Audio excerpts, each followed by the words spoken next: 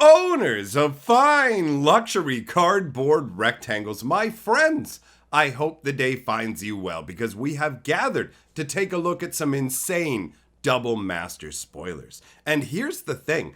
Double Masters was supposed to be a 100% reprint set, but it's not. There are actually new cards in the set as well. But first, we have to talk about the elephant in the room, the Imperial Seal reprint. I was not expecting this. We have two different variations of this card. This was originally printed only in Portal 3 Kingdoms and is incredibly hard to come by. So this is a massively desirable reprint and one that actually kind of blew my mind. Once this spoiler got out there, people started doing all kinds of pre-orders on this set. A lot of people want Imperial Seal. It's 1 black for a sorcery that says search your library for a card, then shuffle, put that card on top, you lose 2 life. Now the flavor of this is a lot of fun. It says, oh, for heaven's sake, of course it was a death threat. What did you think it was in an envelope like that? A wedding invitation? And that's just a magistrate's assistant. So it's just a routine every day at the office sort of scenario here. I love it. And you take a look at the artwork and you can see this massive seal. I have to admit, I love the old world like envelopes being sealed with a blob of wax and a personal seal. I wish that was something that we still did in the current world. It's so cool. So this is a massively desirable reprint. I prefer the more comedic version, but the other version with just the sealed letter sitting there on the table with the stamp off to the side where the flavor text says, your presence at the palace this evening is required. And that's a quote from Marchesa. That one's all right as well, right? It's got the proper kind of vibe. The flavor of the card is on point, but I just can't enjoy it as much as that extended variation. The little bit of humor combined with the artwork on it is absolutely amazing. And like I said, genuinely shocked to see this included. But what was more surprising is this. Take a look at Cryptic Spires. This is something that's never existed before. This land says, as you create your deck, circle 2 of the colors below. And you'll notice there are 5 mana symbols across the bottom band of the card in that funky little box, right? And this land comes into play tapped and taps for 1 mana of either of the chosen colors, or it says circled colors, right? So a lot of these lands that we have out there will come into play with 1 land color already predetermined for it, and you get to choose another. This is a weird sort of almost gate land that you can put into any sort of build, right? Now, I suspect that this has been created specifically, inserted into Double Masters so that they can go, it has a draft vibe to it, because on the surface of the card, it's ultimately not that exciting from a power perspective. It's not that difficult to get lands that provide mana of 2 different colors that have better abilities than this. So this really does just feel like a limited fixer. But I very much enjoy the flavor concept of this land, right? Because think about regular basic lands. Think about your islands, your forests, your swamps, all those sort of locations, right? You have 1 entire forest. That's what you draw on your green mana from. You have 1 little island. That's where you get your blue mana from. An entire swamp for black mana. But instead, you have this crazy barren wasteland with these spires that nobody really fully understands, but somehow generate mana for you. And you can actually see lions of mana swirling up around these giant stone spikes. And at the top of them, you can see the tips kind of bursting open and mana is flowing upwards. And all 5 colors are represented. You've got black and blue being the most prominent. Right up in the forefront, where you can't actually see the tip of the spire, is the red one. And then in the background, you have the green, and in the far back, you have the white. So for me, this card is awesome from its flavor concept, as well as just being a very unique card design. It's unfortunate that this won't be really powerful, and in most cases won't see much use, but it does make me wonder, how many other brand new cards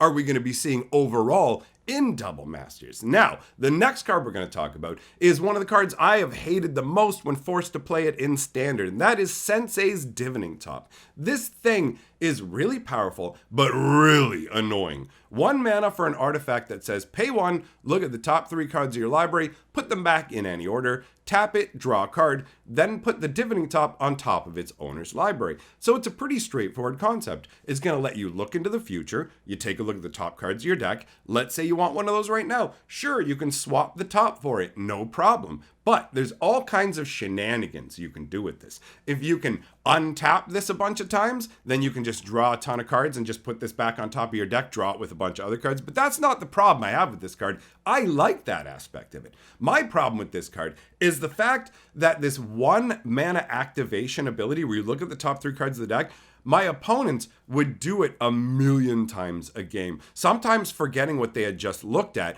Because they knew they could just do it again, their brains didn't retain the information. So I had to sit there while they looked at the cards again, while my face is just getting redder and redder, like, I would like to play Magic right now. I didn't know that you seeing the future would be so frustrating. But I will say that I absolutely love this new artwork. I don't think that we've seen this one before. I like the glowing runes that are showing up along the outer side of the top. And I also like the fact that it's just kind of nestled down in some enchanted forest feel. You know what I mean? You've got all these sort of flowers and leafy greenage around it instead of this other top, which is shown in somebody's home. And I don't know, I just like it. The contrast is great. The flavor is awesome. Moving on, we've got another solid card in the form of Teferi's Protection. 1 white and 2 gets you an instant that says, until end of your next turn, your life total can't change, and you gain protection from everything. Like, that is such a great sentence, right? Yeah, my life total can't change, and I'm pro everything, bro. Also, by the way, all my permanents phase out. So they basically just disappear for a turn, and then they just will show right back up. So this is a full-on hardcore protection spell. I love the fact that it really does feel like a time mage is just kind of going, no, we're just going to stop time and protect everything here in this moment. I'm really curious to see what's going to happen with Dominaria United, because I think Teferi might actually bring his homeland back from the time rift that he trapped it in, right? Basically, Zalfir, his homeland, is out of phase with the rest of Dominaria, and Dominaria United could mean everyone on Dominaria united against the Phyrexian menace, but it also could mean that Teferi has reunited Dominaria by bringing his homeland back, or it could mean both. So I'm super stoked. And I really like the artwork on this card as well. It looks really impressive. Teferi's got this stance where it's like, man, you know what? There's been some stories recently, like the Innistrad block story, where Teferi's sitting there and Olivia's running around doing her stuff. And I'm like, man, Teferi is like a hardcore time mage. This should be like nothing for him. And I see artwork like this and it just reinforces it. Teferi has always been awesome, even when he was just a little goofy trickster kid. And if you didn't know about that, I talk about that lore over on my Magic Lore channel, Fantasy Geographic. So I'll leave a link at the end here if you want to go and check that out. But let's move on to the next card. Let's talk about the most crazy unearthed artwork I have seen, all right? 1 black for a sorcery, return target creature card with mana value 3 or less from your graveyard to the battlefield, and it's got cycling too. This is a lot packed together in one package, right? It obviously is a shortcut in terms of casting cost if you have a way to feed creatures into your graveyard, because you can pay 1 mana to get a guy who costs 3 or less onto the battlefield. But there's also the fact that if you get it when you can't use it, you can just pay 2 mana to discard it and draw another card. Like, it is really solid all around. And the flavor text says, don't dig up the past if you're not prepared for the consequences. And look at the artwork. You bring this up, it's like, man, that skull flying up with the crackling energy kind of feels like a lich's skull. You know what I mean? From D&D, you have entered the tome. Things are about to get insane. All right, the tomb, not the tome. You've entered the book. Okay, anyways, Bloom Tender is next. I've always loved Bloom Tender. I mean, I'm a sucker for green, right? 1 green and 1 for a 1/1 elf druid that has tap for each color among permanents you control. Add 1 mana of that color. So, at her full effect, this thing makes 5 mana. I guess if you enter into the ridiculous world of cards, like you like to mix those, then there are technically like pink elephant tokens and gold dragon. So you have 7 different colors if you play in the world of but that's pretty niche, right? So normally this is just going to be a 2 mana 1/1 that taps for 5, which is pretty crazy, right? You're just like, yeah, you know what? I've got an array of awesome magic. And I love the flavor text too. What? These old things? They were just laying around gathering dust. I figured I might as well put them to use. And you look in her hand and she's got like a lotus flower in her hand, right? She's just tending to lotuses. And not only does she tend to lotuses, but lotuses, the ones that are cut and brought with you and prepared, they can only give you 3 mana one time, right? Even if she's cutting these flowers and using them, they can provide up to 5 mana. That's how in tune with nature this elf druid is. And the original artwork from the Eventide block is also really, really good, right? Look at the flavor text. It says, beauty is a seed waiting to blossom under her capable hands. And what's really crazy is the Lorwyn block is where the elves were actually evil purists. So they hunted down anybody who didn't fit their ideal of beauty and destroyed them. So it's kind of nutty to see an elf of that world just sitting there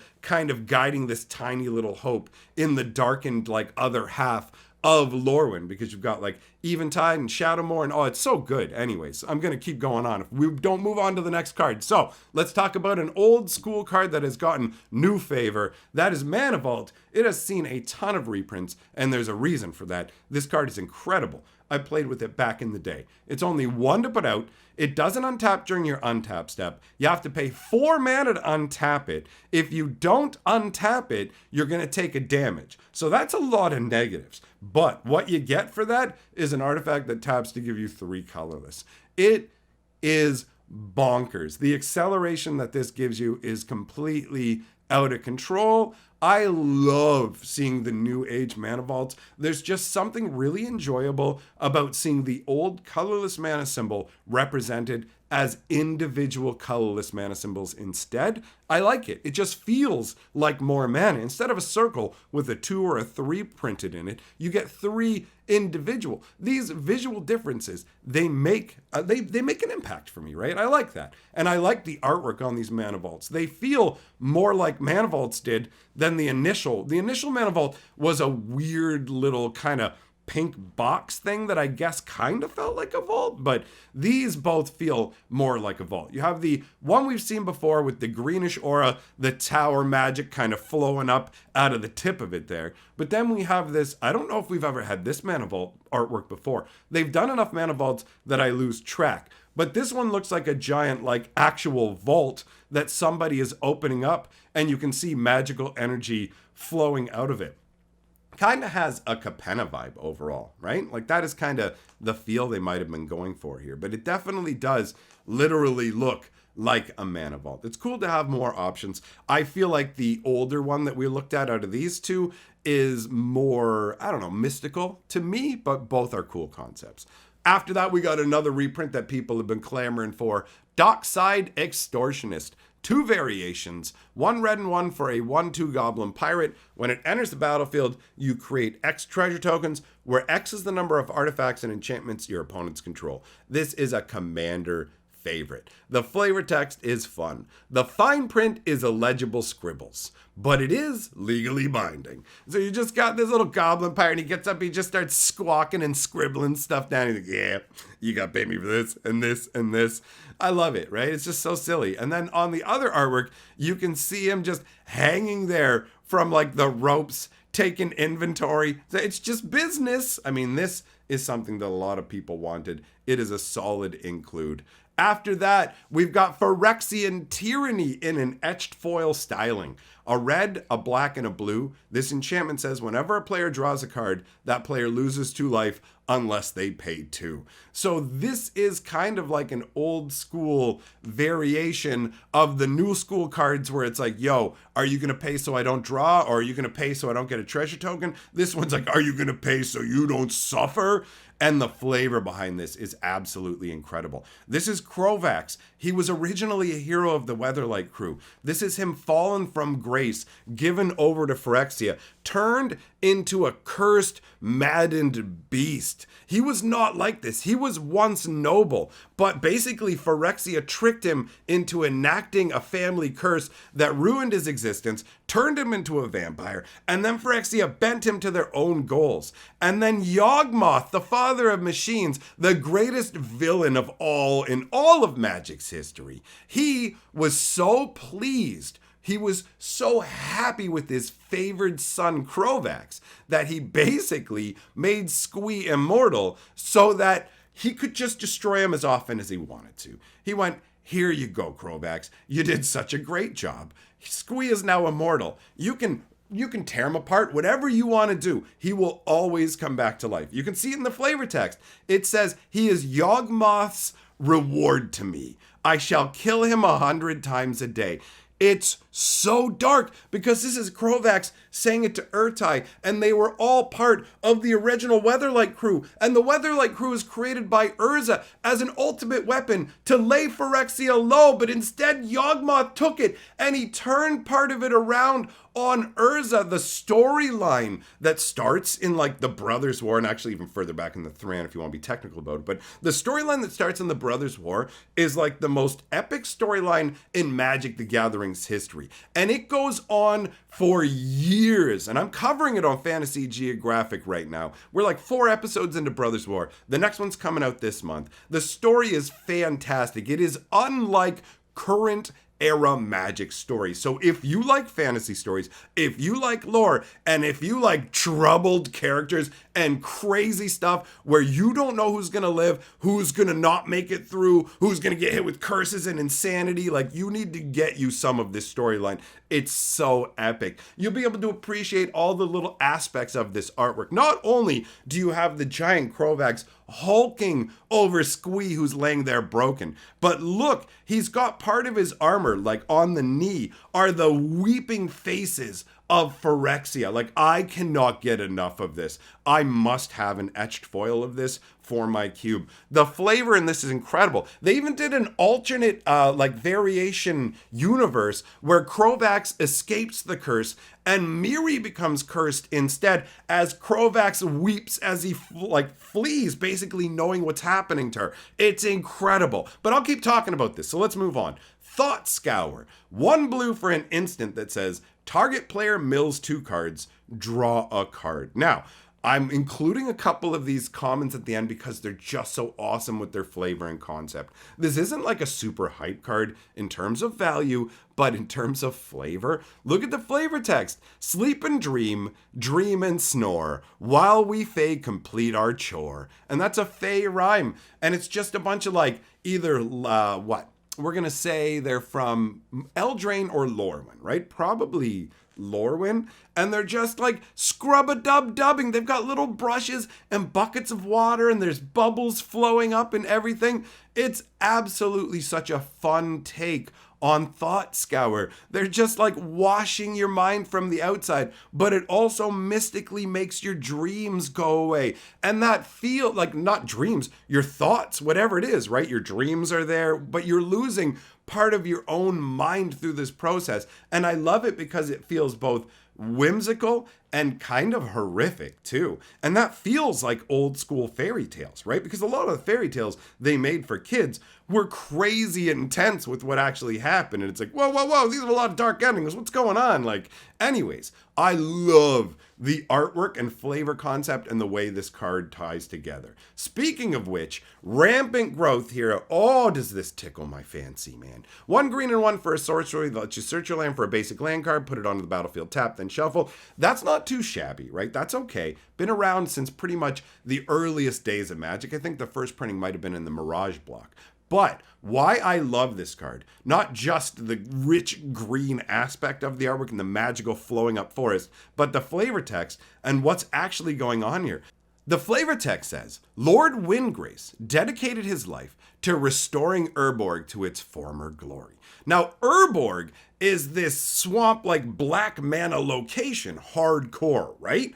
And in this artwork, what we're seeing is the restored version of Urborg. And if you look real closely, you can actually see Lord Windgrace down there under the tree. I love it. I love the flavor of magic so much. So, links to Fantasy Geographic on the screen as well. Something else on here if you want to spend more time together. Big thank you to all my patrons. I will see you next time, my friends.